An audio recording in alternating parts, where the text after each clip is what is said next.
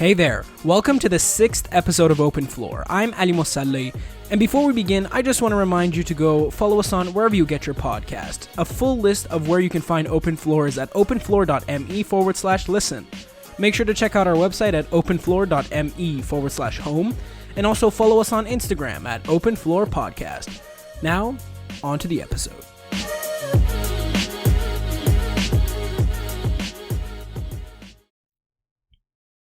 This year has brought with it many situations and events that we haven't seen for many, many years, and one of the most prominent of which is the COVID-19 pandemic. This pandemic is probably going to be at the forefront of all the history textbooks that will be written about the year 2020 in the future. Now, everything is going to be written in those textbooks that COVID-19 has had an effect on. That is primarily healthcare, but also about how COVID-19 has affected politics and how it has also affected the economy. However, one aspect that maybe doesn't come to mind when one thinks about what COVID-19 has affected is summer. Now, yes, June, July, and August still exist, even though the COVID-19 pandemic is ravaging all across the world, and there are millions and millions of teens and adults alike that want to spend their summer to the fullest. They don't want a pandemic to come in their way to having a good summer. And so thus, on this episode, we're going to be discussing COVID-19 and how it's affected summer and how to efficiently and effectively have fun this summer while also staying safe. I bring with me Chris Barron, Vera Choi, and Daniel Zhao, all Lexington High School juniors, to talk about how COVID-19 has impacted their summer. Now, this episode is a bit more laid back than the other episodes. However, I feel that if this episode was to be uncovered many, many years in the future, that it provides a key to a very crucial social aspect of our society. Now, without further ado, on to the discussion. I would like to welcome Vera Choi, Chris Barron, and Danny Zhao to the podcast. Thank you guys for coming. Pleasure being here. Hello, world. Hello, world. That's just what I said. Okay, so let's jump right into the first question. So, what has summer during COVID-19 been like so far? A lot of downtime, that's all I can say. I mean, nothing interesting going on besides the downtime? Yeah, I mean, I'd say, for me, it's actually looked a lot like my normal summers would. I mean, I can't say for other people, but for me, baseball just started back up this month, so that's almost back to normal, except for masks, which is kind of a pain. Working on robotics. I'm part of the Addict Fanatics. Check us out, addictfanatics.org.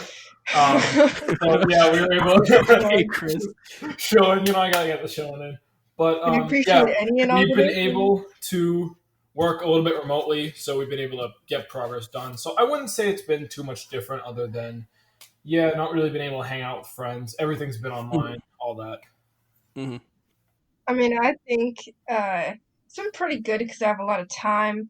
I'm able to practice piano and violin. I'm able to pick up a lot of hobbies like origami, playing video games, and I can still see friends online. I still get to see my friends, and that's pretty good. That's good. And so these are hobbies that maybe you couldn't have taken up like during the school year, or I didn't have time because there would always be work and school and activities, but now that all of that is like not happening, I've got a lot of time to just do some exploration on my own. And what about you, Daniel? Wait, Chris, how does playing a sport while wearing a mask work? Don't you have to it's a big pain. Breathe very actively? So, I mean, I guess you could say baseball is probably one of the laziest sports out there aside from golf, But the good news is everyone on the field is spread out. I mean, you got the outfielders, they're 50 feet from anybody else. You got everybody's kind of spread out. So once you get on the field, you can take off the mask, kind of breathe a bit. In the dugout, you're supposed to be wearing the masks at all times. But for me, it's a massive pain because as a catcher, you got that all the gear got staying hot, with a mask on as well. Yeah. You're right next to the batter. You're right next to basically the center of the game. So I've been trying to keep my mask on back there just to try and stay healthy. But it's been rough. Yeah, it certainly is not ideal. Yeah, and it can't help that you burn like a wispy potato. Oh yeah, my first game on Sunday got really sunburnt. Oh my god. Oh, I can imagine. Okay, so I guess you all are basically saying that maybe, I guess it's almost like a normal summer, maybe. And there are some things that obviously are different because of COVID-19, but again, there's stuff that maybe doesn't change from last summer. And so I guess what expectations did you have for this summer in, say, April, when everyone's saying, oh, okay, maybe cases are going to go down, but now what we're seeing is actually cases are rising. And so these expectations that you maybe had for the summer, are they still valid, or have you changed your expectations over, let's say, the 2-3 months of? I thought that we would reopen, and then at some point during the summer it would be like a normal summer. But those were my expectations, but that's obviously not happening. We're not gonna be fully back to normal for a long while. Mm-hmm. I wouldn't. Did you have any I wouldn't say I had expectations, but I certainly did have hopes that like sometime August, things would get back to normal. You're gonna have like a beach party or pool party, whatever. We'll like get together with friends. You don't have to worry about all this stuff. I was certainly hoping, but there was always that possibility. And I mean, now we get to see how it played out. Yeah, that's the truth. And did you guys have like any specific places that you wanted to reopen, let's say during the summer? Like, I know one big thing is like the pools, even the town pool. That's like a big area of where people wanted it to reopen. Like, we wanted to get to a point to reopen, but obviously The boba places. I was really glad when Kung Fu Tea reopened. Yeah, Pretty epic. I was kind of hoping. Yeah, the pool's pretty fun. Generally, just getting the town center open so that you can go up there. Yeah, and the library. Yeah, the library is a big one.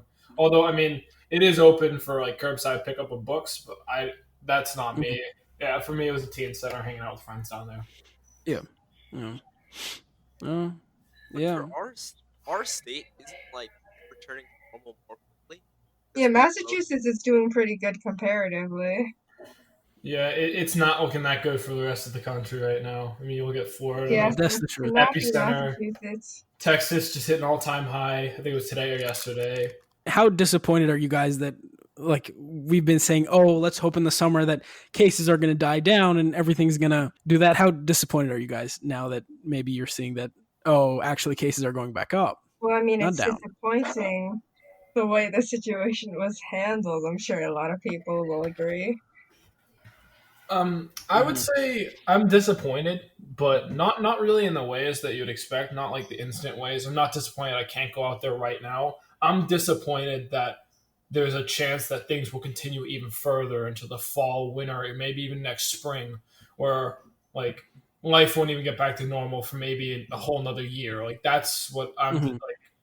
I wouldn't say afraid of, because I mean there's nothing to be like feared there, because it's just you have to kind of roll with the punches. But that is what I'm disappointed about, seeing cases going back up. It's the repercussions for later.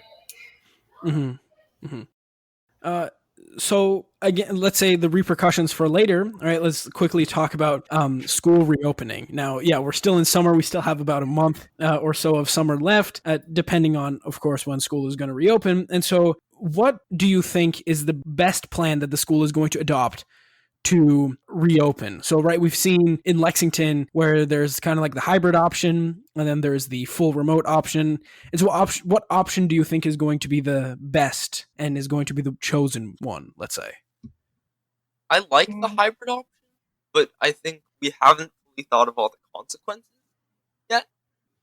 Yeah, I do agree with Daniel that I as well like the hybrid option, the idea of it somewhat returning back to normal, but I think that could be too risky, letting like opening. It's basically opening yourself back up for a full week. I do like the fact that it's going to be a half day on Thursday, so that the staff can like clean up and sanitize the school. I think that is a good step there, but I think the hybrid option, although I know I'm going to be opting for the hybrid option, and I know some of my friends are as well. I do think it might have some unintended consequences. Yeah, I feel like And they, LHS is handling it pretty well, and that a lot of people are looking forward to the hybrid option because they get back to going to school. And I think if they take the precautions, everybody wearing masks, sanitizing the school every week, and just trying to contain it as much as possible, that's like pretty good compared to what a lot of other places are doing. there's a plan in the blueprint for going back to school for Lexington where they want to, if they choose the hybrid option, that there's going to be like a mask break during the school. So I guess maybe how much of a change is that, bringing mask breaks, where I think they said during the entire school day there needs to be at least 30 minutes of, let's say, just roaming around getting fresh air. How viable do you think that is in the grand scheme of things? I I actually hadn't mean, heard about that before. It sounds like a recess, and I can see that working to give the kids a break and being able to breathe a little bit. I can see that working as long as everyone, Mhm. of course, isn't too. Yeah. taking in a different perspective, right? I'm coming from sports, right? Baseball, wearing all those masks. Where I feel Mhm. like with those collective 30 minutes, it is going to be really helpful. You know, you're not moving around in heat, you're not sweating your ass off back there. Oh, sorry. But having those breaks to take the mask off, get some fresh air, and Mhm. especially because like when you're sitting down with the mask, you're not taking deep breaths. You're just kind of breathing normally. I feel like it will balance out some of the concerns about wearing the masks all day. Although, I mean, it certainly is not ideal. Mm-hmm. I see what you mean. Now going back onto the topic of this summer, what is one major difference from previous summers that you see? Of course, yeah, COVID-19, but I mean, again, places are reopening, but with like guidelines, wearing masks, needing those. But what's one major difference of like even staying home for the summer, right? More family bonding time. Or more family tensions, on the other hand. But yeah, more family. I mean, yeah, one big aspect of COVID-19 has been that it's brought families together. It's kind of forced families to stay in the house and kind of either bond or, again, as Vera mentioned, form tensions. But most definitely, I guess it's a big change. I mean, how much has it been a change for you guys, like staying home with Well, I family? mean, I Is it think, like a. well, not necessarily related to family, but just being home all the time. I think one thing a lot of people relate to is like the loss of meaning in time. Because for me, especially, because I was staying home all the time and I didn't have activities, my sleep schedule just completely flipped. I started sleeping from like 3 a.m. to 1 p.m. or like 4 a.m. to 2 p.m. And That's a it great just sleep became, schedule. yeah, completely different from what it was before. Mhm. Is there one aspect of this summer that you enjoy more than previous summers? For me, I actually do enjoy the summer because I feel like the way the school year kind of patterned out, like the Mhm. stress, it wasn't like it was a big stress relief when school was done, and then you go right into summer activities. Mhm. It's been really relaxing. We've had a lot more free time to kind of do some of the hobbies I like, but also Yeah. working on some projects with my family. I know, like Mhm. we cleaned out the basement, we got some patio furniture, like all that stuff. Where almost like home Mhm. improvement time. It's almost Yeah. like having a project to do without having like the stress of school. It was really nice. Yeah. Mhm. And so going back onto the stress, so how much has the transition from remote learning to summer been so much of a stress relief, right? Like I've heard from some of my peers at school where they say, oh, all of this remote learning was basically studying for the AP tests. And then right after that, it's kind of like shut off, go into summer mode, right? So how much of a stress relief has that transition from remote learning to summer been? I mean, it was pretty good because, like Chris said, without school, it's not necessarily that you just play games all day or just do nothing productive. It's like you get Mhm. control of your schedule and then you can set your own goals and projects to have a productive time. And you can do Mhm. it in a really non-stressful way compared to school where they just give you all the deadlines and projects and then you have to keep Mhm. up with it. It's was pretty stress relieving to have freedom of my own schedule. Yeah, I Mhm. agree with Vera. I know that school online learning, it was not nearly the caliber that we were doing in school. It was a lot less work, and I think that kind of allowed us to almost transition into some mode early. I know as well the first 2 weeks that they gave us off where we had no work. I know I certainly took Mhm. advantage of that, and I was gaming for almost all those 2 weeks. But I mean, and then when you get back into school mode, it's like, okay, I don't need to be gaming constantly. I can do my schoolwork.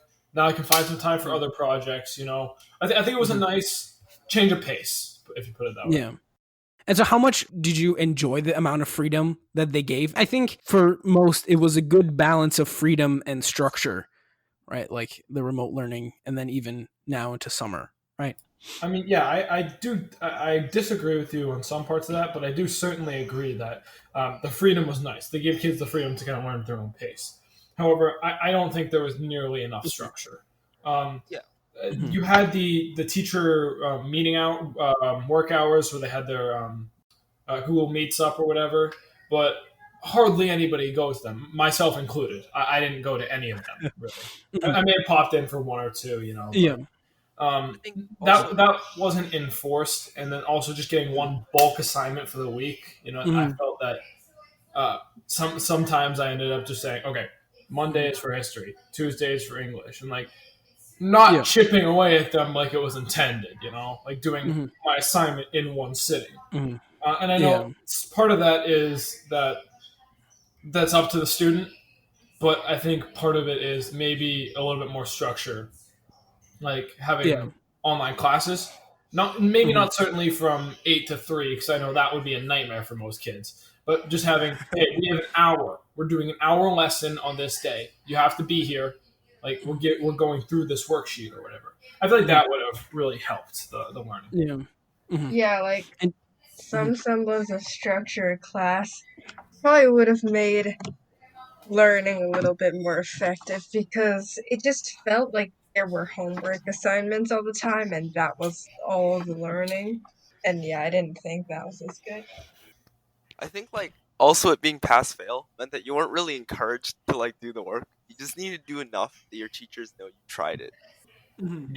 Yeah, Yeah. that is really true. Yeah, the pass fail, for I mean, sure. my mom asked me, "Hey, are you doing good work?" And I'm like, kind of not. I'd say I'm doing probably like, I'd say I'm probably doing like B work, like not my best, but not But you're still horrible. getting a pass. Yeah, I'm But you're still still getting passing a the pass. class. Yeah, I did Uh, B for bass work. uh. Okay, and now as like a final wrap up, what advice do you have for our listeners on how to enjoy the rest of their summer this year? Find a passion. I say find something that you're passionate about, something you want to learn, something that you're really into, and just kind of use this time to go at it. Yes, Hmm. I agree with that. If you just don't do anything and you try and have fun all the time, you'll get bored and it will feel really bad. So find something that you want to work on and then work on it.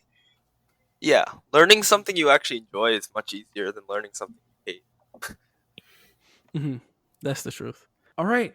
Well, thank you again, Vera, Chris, and Daniel, for coming on to the podcast. I hope that our listeners gain a broader perspective on summer during COVID-19 and hopefully even years ahead if people find this episode and they listen to it, that they get a feel of what it's like for students living in COVID-19 to have a summer. Again, thank you guys for coming. Thanks It for was a having me. pleasure being Thanks for here. having us.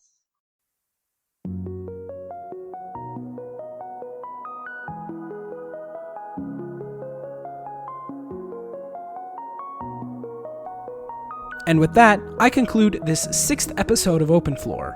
I hope this episode was important for you as it was for me in understanding one of the most crucial societal aspects of today and how it has been impacted by COVID-19. However, we still want to continue the discussion with you guys. Let us know how COVID-19 has impacted your summer by DMing us on Instagram at OpenFloorPodcast or getting in touch with us via our website at openfloor.me/home. I also want to thank our wonderful producer, Amin Purgul Muhammad, for producing this and all of our episodes. I'm Ali Mosallai, and I'll see you in the next episode of Open Floor.